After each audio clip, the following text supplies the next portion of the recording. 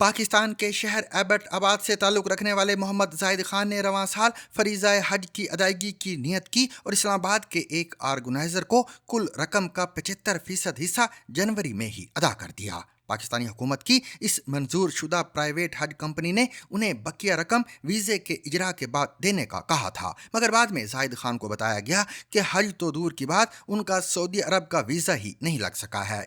अब जाहिद को लगता है कि इनके लिए रवां साल हज अदा करना मुश्किल होगा।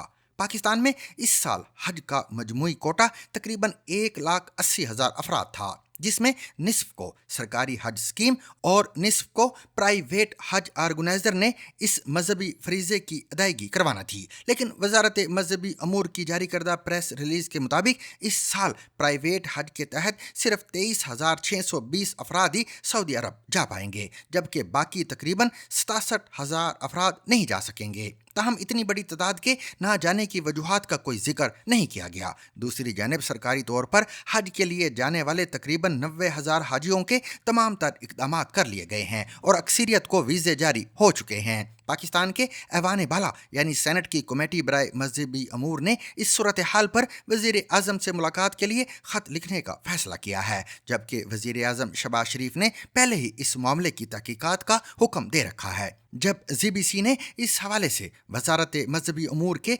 तर्जुमान उमर भट्ट से रब्ता किया तो उनका कहना था कि वो तहकीकाती टीम की रिपोर्ट के मुंतज़िर हैं।